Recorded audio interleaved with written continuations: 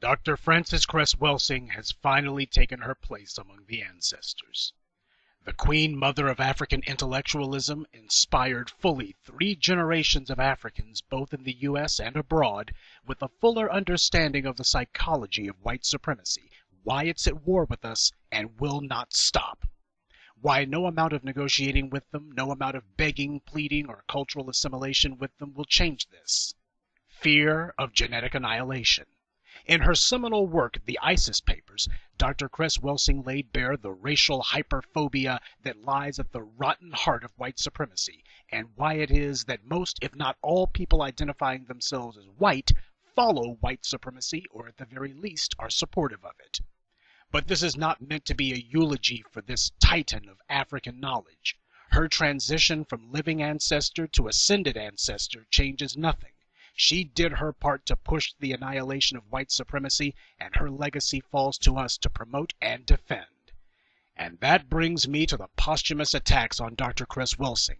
Admittedly, she was not exactly a household name, but that was because a formal media blackout was placed on her almost 30 years ago after she went on the Phil Donahue show and introduced America to the Cress theory of color confrontation and racism white supremacy.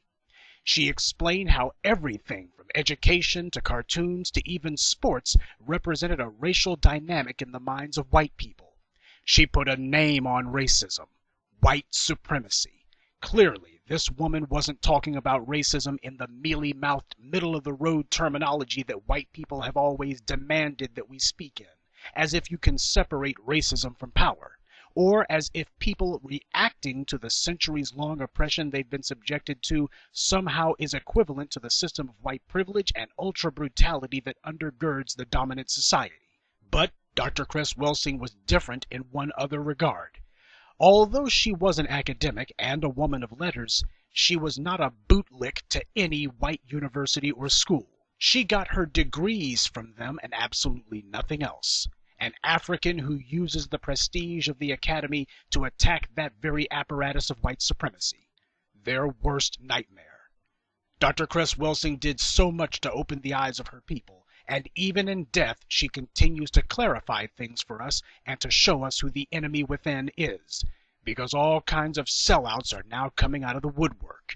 Even now, with her body not even buried, we see a phalanx of coons, media whores, sellouts, academic nobodies, and professional white ass-kissers attacking her. These names are too familiar. The first scumbag to stick his neck up that we'll deal with is Mark Lamont Hill, CNN and the Huff and Puff Post's perennial favorite black friend. He's a near constant fixture on CNN, the very white smear machine who boldly defended the murder of Trayvon Martin and who did more than anyone to open the floodgates of rampant violence against Africans in America in the 21st century. But not once does Lamont Hill acknowledge this or the part that he's played in all this. We warned you all time and again that when you see these white supremacist media organs putting a particular black person on the air all the time, it's because they've been vetted 5 ways from Sunday. They are, as the Soviets used to say, politically reliable. Mark Lamont Hill's little better than a stage actor, and a poor one at that, pretending to intellectualize our oppression rather than put a name on it. He started off by giving what seemed to be a laudatory acknowledgement of Dr. Cress Welsing's passing. On its face, it seemed respectful enough. But then, only a few hours later, he proved that he didn't mean a single word he'd said, because he eagerly co-signed a vicious slandering of her by a longtime homosexual and wannabe scholar, Jeffrey McCoon. Well, at least his parents gave him the right name, because a coon is exactly what he is. McCoon's post was a vicious and slanderous barrage of lies and vitriol that didn't reflect Hill's earlier praise in any shape, form, or fashion, and that Hill heaps praise on a post so diametrically opposed to his own and goes so far as to say it was more thoughtful and nuanced than his own proves where this chump has always stood. No, Lamont, McCoon's feculent assault on Dr. Frances Cress Welsing was totally thoughtless, and there was no nuance at all, because a bald-faced pack of lies like this doesn't allow for nuance. Now, before we go into McCoon's ridiculous attention whoring, we need to give you some of this Coons background. McCoon is an associate professor of a women, gender, and sexuality studies program. Also, McCoon is a professor in the performing arts department. Guess that makes him a bad actor in more ways than one. McCoon teaches one of those courses that's not actually about anything. You want to know why so many black students leave these universities with no prospects? Because they got a bullcrap degree in a program that's worthless. McCoon is one of these black mouthpieces, given a token position because he's proven that he's willing to stand for gay empowerment and for black genocide, or as his kind like to call it, abortion. He thinks trying to identify himself as a homosexual as fiercely as he can will help him to transcend being black. No wonder Dr. Cress Welsing offended him so much. He started off by saying we shouldn't negate the damaging acts and rhetoric of the deceased. The only people Dr. Frances Cress Welsing ever damaged were white supremacists and their fellow travelers, like you, McCoon. She pointed out that black men who are feminized are also black men who will never fight. Well, you can guess what a black homosexual like McCoon thought of that. He characterized Dr. Cress Welsing's honoring of black manhood as demonizing and distorting black women and LGBT folks. He then goes on to criticize Cress Welsing's common-sense approach to male-female relations and African tradition right before he decides to assert that there is no European colonialist project of destruction. I suppose when you spend every day wishing you could snuggle up next to a white man, the last thing you want is someone to tell you it won't work. He then goes on to say that her work was lacking in humaneness and was not well researched. You know, Jason had a discussion not so long ago with a so-called professor of intercultural communication and rhetoric, yet another program that doesn't mean anything. She even had a doctorate, though you sure couldn't tell by listening. Not surprisingly, all she could do was regurgitate the exact same handful of talking points given to her by her white handlers. Jason asked her several times pig-simple questions about her own beliefs, and she couldn't answer a single one of them. This is what the dominant society promotes as a black intellectual. Next, he gives the worst of his lies. This piece of dirt actually had the nerve to compare this grandmaster teacher herself to genocidal rapists like Thomas Jefferson and George Washington, calling her a tyrannous voice of black radical ridiculousness. I suppose that's as opposed to the tyrannous voice of radical gay ridiculousness that he represents. Let me tell you something, Coon. Thomas Jefferson enslaved the very children he'd had by Sally Hemings, black children, and they were not free until after he died. Same for George Washington's slaves. The best thing those animals ever did for the world was to leave it. And when they died, the long global nightmare they'd subjected the world to began to fade ever so much. Dr. Welsing's life, on the other hand, was what liberated us. Black people who didn't understand the life and death struggle they were in, or even why, were set loose from a prison of ignorance by that woman. Her death makes that light of freedom just a little more dim at a time when white supremacy is once again on the march. With her gone, we move just that much closer to extermination. How could any sane person actually compare her to that? In the end, he attempts to link himself to her own pristine legacy by claiming that he would want people to tell the good and bad about himself after his own passing. Well, McCoon, you won't have to wait until then to hear the truth about your dirty self. And there's nothing good to say, and no one will remember you for anything other than being a feckless house Negro who puts what he does in the bedroom above and beyond whether or not he even survives. It is precisely cowardly deviants like you that Dr. Cress Welsing was talking about. There is a European colonialist program of destruction which everyone can see, even white people. And you're too cowardly to fight it or even to speak against it. Taking a submissive posture before the enemy is what I would expect from an emasculated coward. Dr. Cress Welsing stood on the front line. You, on the other hand, are scurrying for a place to hide. Your very existence and the way you've chosen to live your so-called life proves her point. Wherever there is human suffering, there are human vultures. A worm like Coons spends his days and his nights on his knees for white men, bowing, scraping, and doing whatever else he has to make sure they're perfectly pleased with him. Make no mistake, the audience he and his cohorts are trying to reach with this little stunt isn't black people, and the target isn't Dr. Cress Welsing either. The target is you and me, and the audience is their white handlers.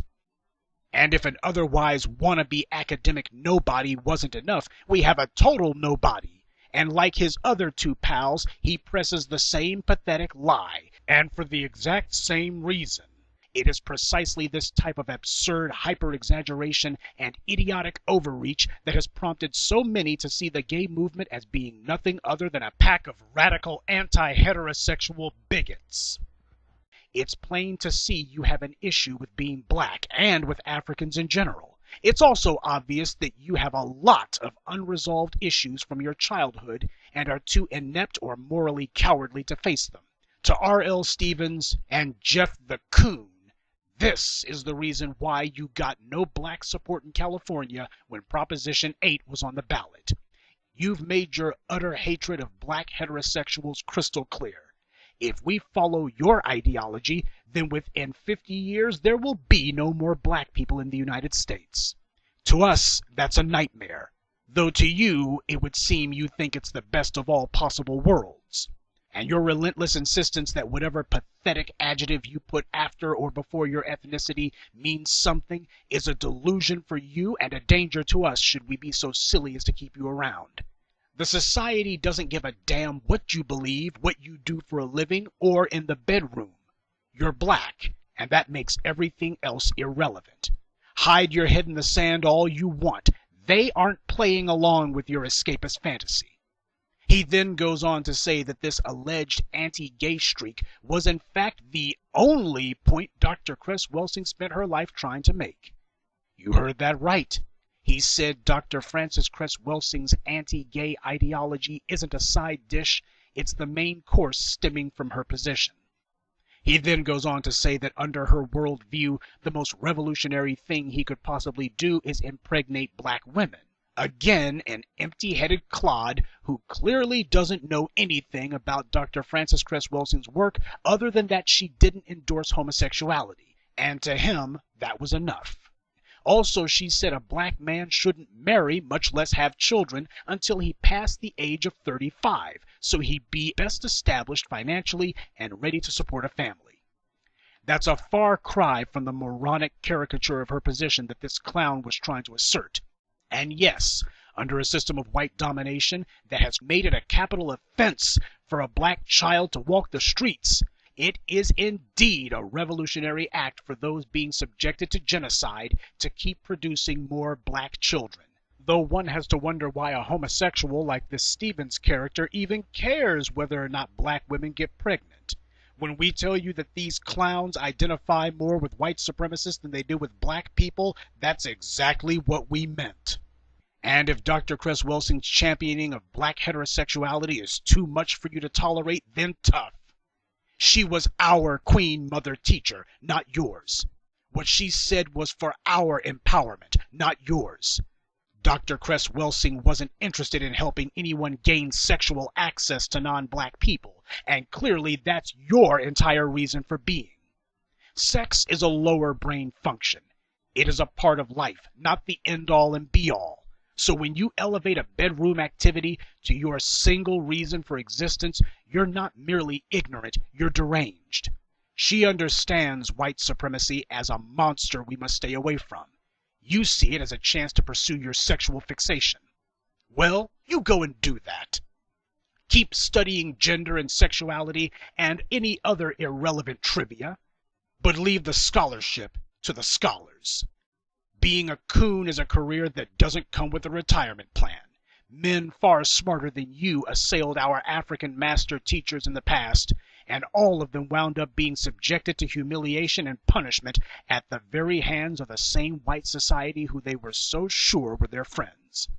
Being a featured guest on a low-rated cable news channel or a high-rated website doesn't change the fact that you're not white.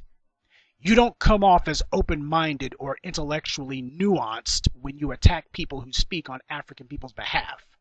To compare Dr. Cress Welsing to slaveholders and genocidal racists makes you come off as a mouthpiece and a tool. The white people who you think you're pleasing already didn't like her for the exact same reason that they don't like you. Because she's black. It gratifies me to see the vermin pitch a fit because this titan is receiving her just due from her people. I enjoy seeing that her words cut you to the bone. You've spent years, if not decades, sitting on your hatred of her, and now that she's joined the ancestors, you think it's safe to tear her down. You're wrong on both counts, because a titan like Dr. Frances Cress Welsing would never be harmed by a pack of mental midgets like yourselves. Even her white critics like William Shockley didn't dare attack her in the manner that you do, and these people were dyed-in-the-wool racists. That's how far beneath contempt you've fallen. In intelligent black society, we have a policy where our ancestors are concerned. Speak against one of them, and you've spoken against all of us. We do not forgive or forget such slights. It took Stephen A. Smith almost 20 years to be excommunicated. Mark Lamont Hill, Jeff the Coon, R.L. Stevens, and the rest of the sellouts did it in a single instant. We'll be calling out more such scum as the days pass. Already we've put such pressure on them that they don't dare speak on their own social media pages. And realize that every one of you who are named as attacking our beloved ancestor has committed an unpardonable sin. The future doesn't belong to gender-fluid swirler intersectionalists. It belongs to the Africans who are uncompromising.